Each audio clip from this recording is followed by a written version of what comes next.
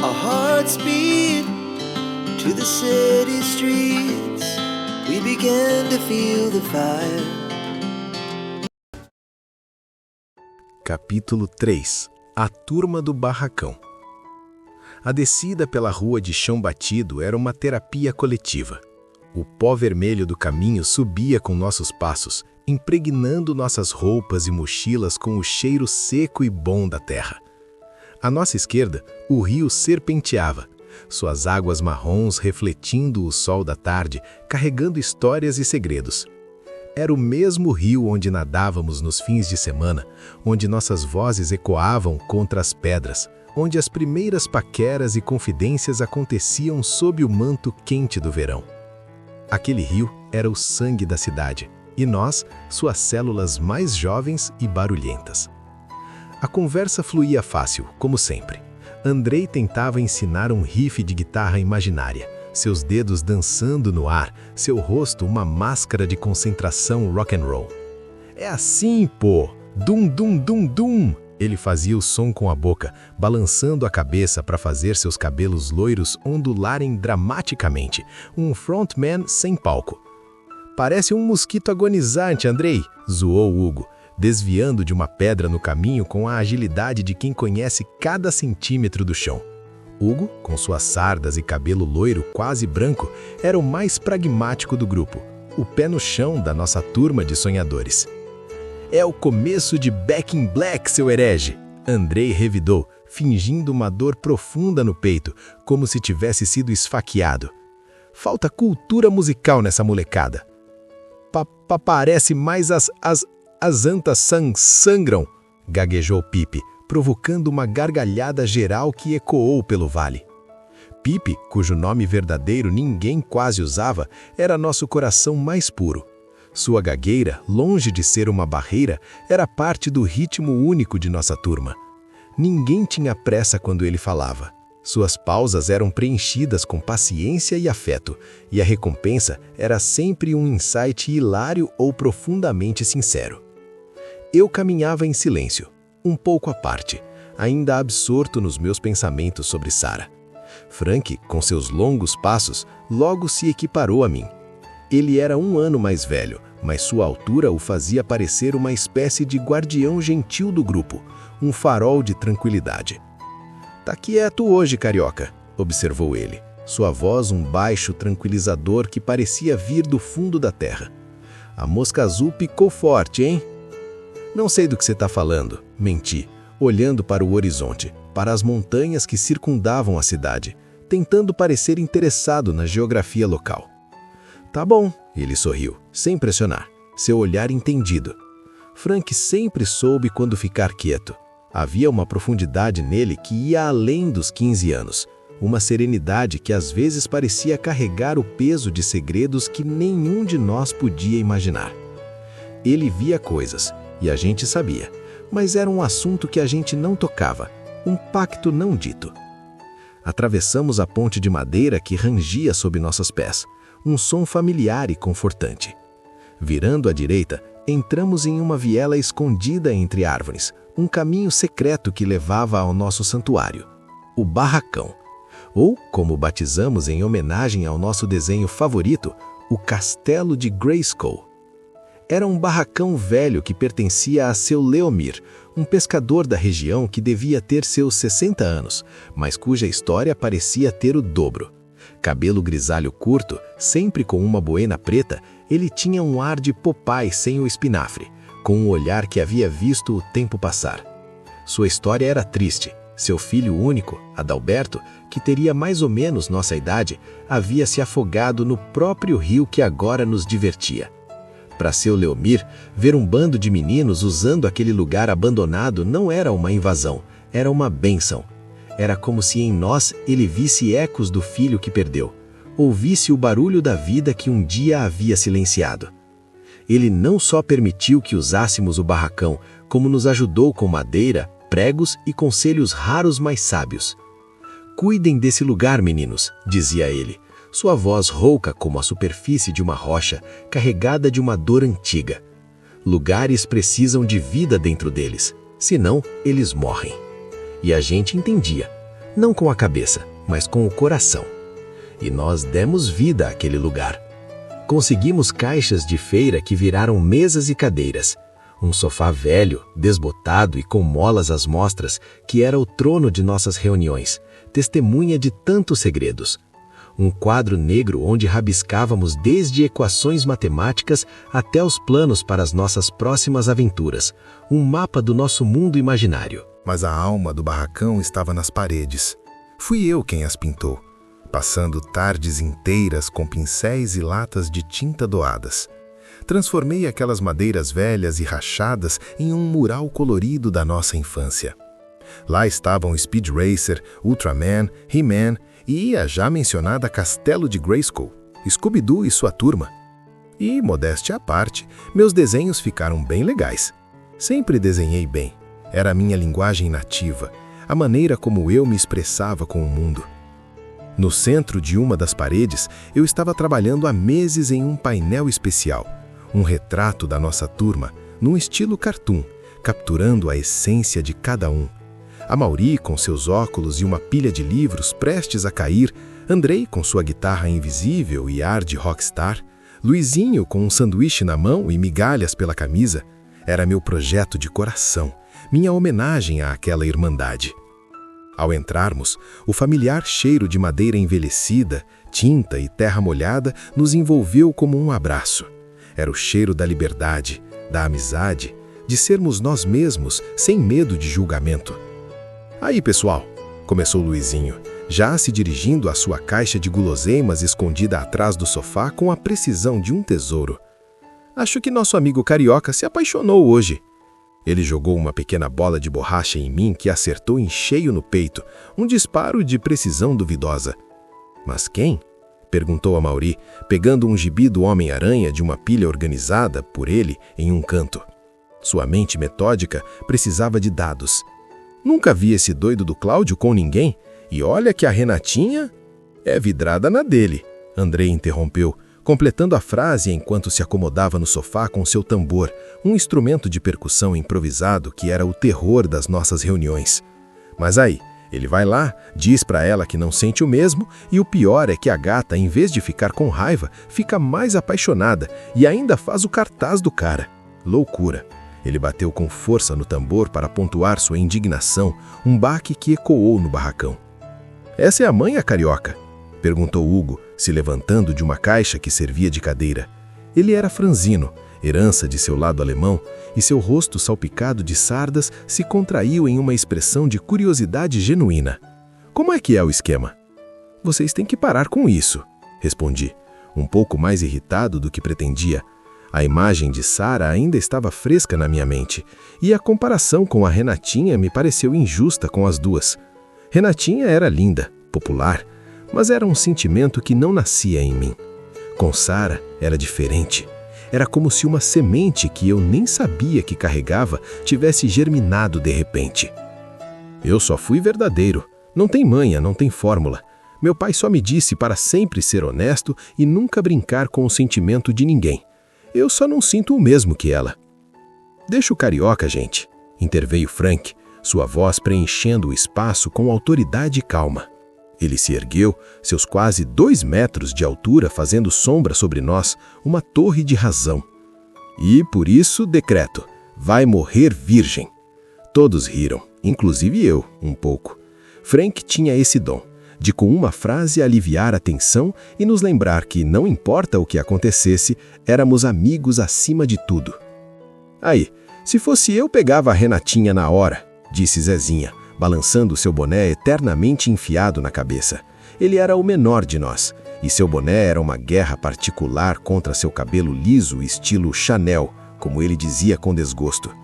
A mina é bonita, pô. Mas é verdade, o Cláudio é cheio dessas palhaçadas. Nem se manifesta, Pip, fica quieto, disse eu, apontando meu pincel para ele. Estava perto do painel, dando os últimos retoques no desenho do Frank. Virei hotel, todo mundo me alugando agora.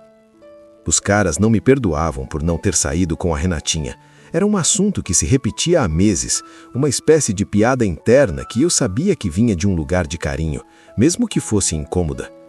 Eu nem abri a boca, pô, respondeu Pip, segurando uma bola de futebol velha. Seu rosto moreno, jambo, como descrevíamos, era uma máscara de inocência ferida.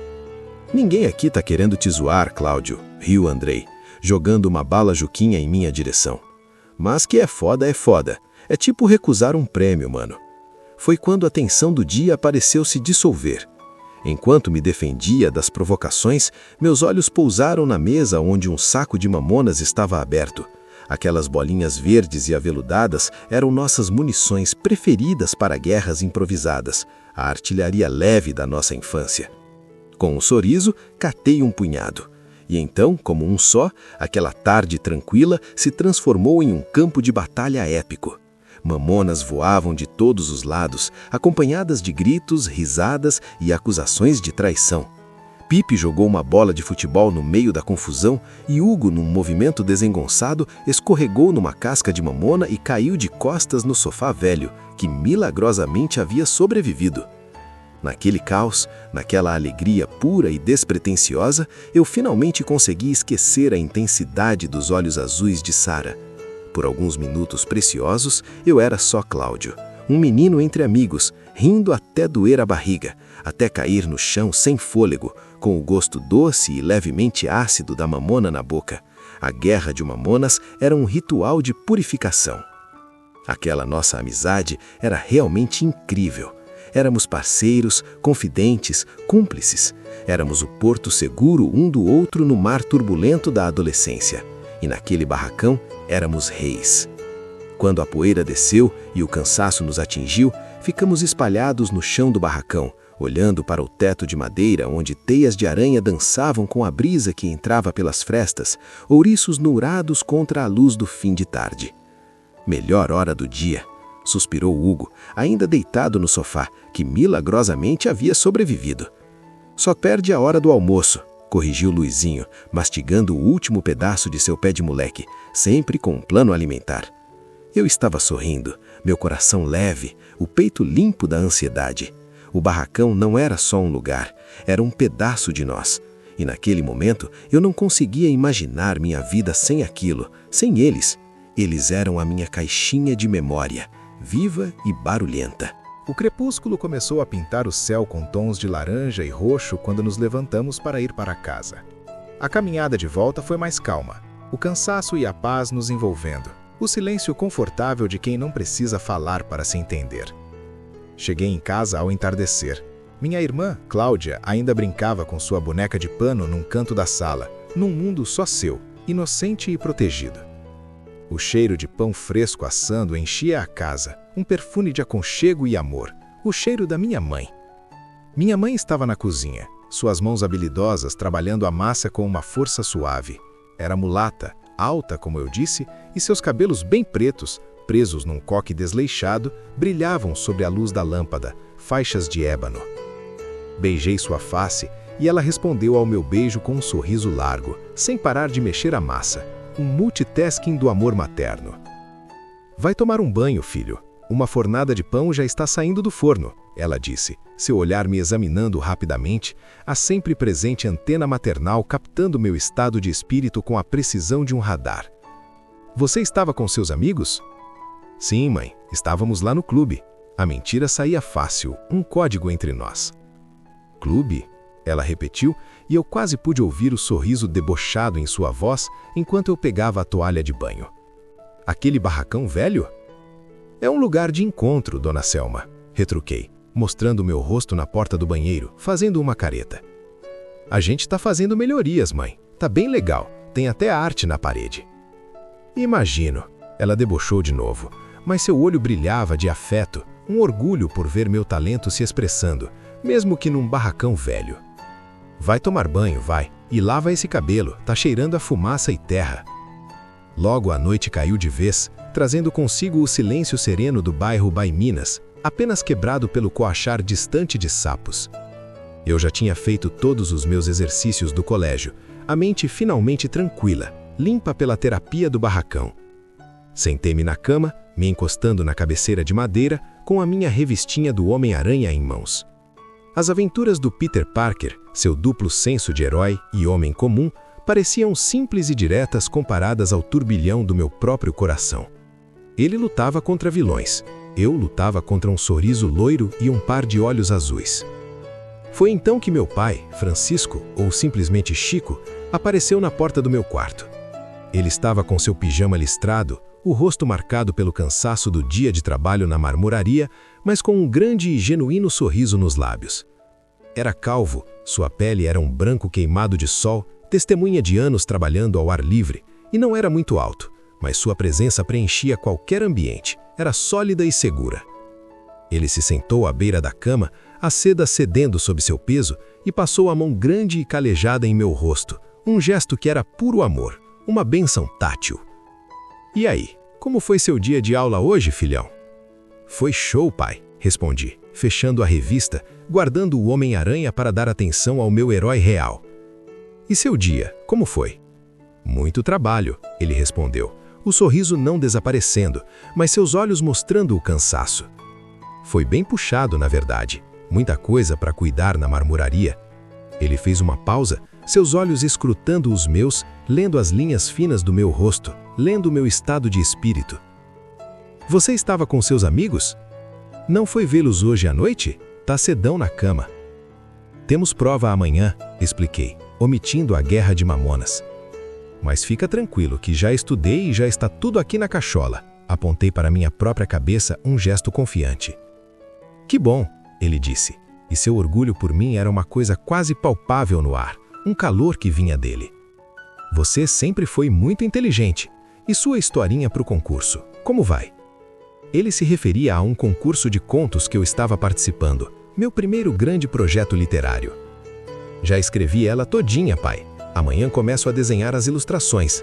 A empolgação voltou à minha voz. Era um projeto que me consumia, uma paixão paralela. Show! Vou querer ver. Tenho certeza que vai ganhar. Ele me olhou por um longo segundo, seu olhar penetrante, e então se levantou. Agora vou lá dar uma atenção à sua mãe, senão já viu. Ele deu uma risadinha, um som grave e amoroso. Vê se não lê até tarde e durma bem. Ele já estava na porta quando eu chamei. Algo dentro de mim precisava sair, uma confissão. Pai. Ele parou e se virou, seu rosto um questionamento silencioso, um convite. Hoje me aconteceu um lance estranho e eu ainda não consegui entender. Minha voz saiu mais baixa do que eu pretendia, quase um sussurro. Ele voltou, sem pressa, e se sentou novamente na beira da cama. Sua expressão era séria, mas aberta, um porto seguro. O que seria? Perguntou. Algo grave? Não, pelo menos acho que não. Respirei fundo, procurando as palavras no vazio, tentando dar forma ao caos. É que hoje entrou uma menina nova na escola, e meu coração bateu de um jeito, pai. Não consegui mais deixar de olhar para ela, e não consigo parar de pensar nela. Passei hoje o dia todo assim, pensando nela e sem saber ao certo o que fazer. É muito doido. Meu pai não riu, não fez pouco caso. Seu rosto se iluminou com um sorriso extenso, um sorriso que parecia vir de um lugar de profunda saudade e entendimento, como se estivesse revendo sua própria juventude no meu presente. Isso, meu filho, ele disse, sua voz suave e cheia de calor, um acalento. Só pode ser uma coisa: amor à primeira vista. Ele balançou a cabeça, maravilhado, seus olhos perdidos em alguma lembrança distante. Nossa, o que eu não daria para ser um menino de novo? Seus olhos se perderam por um instante, como se estivesse revendo sua própria juventude, seus próprios amores e dores. Sabe, ele continuou, inclinando-se para frente, seus cotovelos nos joelhos, criando um espaço de intimidade. Um monte de gente vai te dizer que isso não existe, que essa coisa de amor à primeira vista é papo furado, invenção de cinema. Ele fez uma pausa, olhando diretamente para mim, seu olhar sério. Mas existe sim, Cláudio. Existe e acontece de vez em quando. É raro, é precioso, mas quando acontece, filho, uau, é como um terremoto na alma. Claro, ele ponderou, sua voz ganhando um tom mais prático, de homem que conhece o mundo. Você poderá ter vários amores na sua vida, se esse porventura não acontecer, ou não der certo. Mas deixa eu te falar uma coisa, se for verdadeiro, se você sentir que é real, não deixa ele passar não. vai atrás, lute por ele. Você vai crescer, filho. Sua voz ficou mais suave, quase um sussurro confidencial, carregado da sabedoria dos anos. E vai lamentar muito se não fizer nada agora. Pode acreditar em mim. O seu primeiro amor, seja como for, você nunca vai esquecer. Vai estar bem velhinho e ainda vai se lembrar como se fosse hoje. Terminou passando a mão em minha cabeça, um gesto de bênção e afeto, selando aquele conselho. Mas como vou saber que é... Tentei perguntar, a dúvida ainda me consumindo, a insegurança adolescente. Você vai descobrir, ele me interrompeu suavemente, sua voz uma certeza. E se tiver certeza do que sente, filho, e do que quer, diz para ela. Assim? Direto? E se ela não quiser? Se ela não gostar de mim? E daí? Ele encolheu os ombros como se a resposta fosse a coisa mais óbvia do mundo, uma lição simples de uma vida complexa. E daí? Pelo menos você tentou, lutou e abraçou o que sente. Mais vale passar por esta vida, filho, com a certeza de que pode amar, do que passá-la a passeio, com o "e se" martelando na sua cabeça um fantasma para sempre. Ele se levantou novamente, seus ossos estalando levemente. Lembra da história do trem? Eu acenei com a cabeça. Era uma de suas metáforas favoritas, uma que ele repetia desde que eu era pequeno. É bem disso que estava falando. Agora, como lhe disse antes, vê se não vai dormir tarde. Amanhã você tem aula, ou melhor, você tem prova. Durma bem, meu filho, e pense nisso. Ele se inclinou, me beijou na testa, um selo de amor paternal. Eu pedi sua bênção e ele respondeu prontamente com um "Deus te abençoe", que ecoou na quietude do quarto, uma oração simples e poderosa. E então saiu, fechando a porta suavemente e me deixando a sós com o zumbido dos meus pensamentos, que agora eram muito mais barulhentos. Lembrei do trem. Ele sempre me disse que a vida é como um trem, seguindo um trilho infinito de possibilidades. Passa por altos e baixos, curvas sinuosas, descidas emocionantes e subidas desafiadoras, túneis escuros onde você não enxerga a saída, e que cabe somente a nós, ele dizia, entrar nesse trem e viver essa aventura chamada vida, ou ficar parado na estação do conformismo, apenas observando os vagões passarem, cheios de histórias que não são nossas, de vidas que não ousamos viver.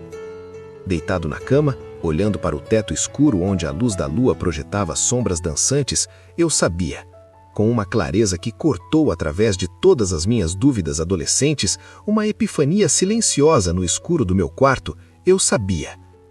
Eu não queria ficar parado na estação. O trem do amor, assustador e emocionante, estava ali, e eu queria, mais do que tudo, embarcar. We wanna chase the night.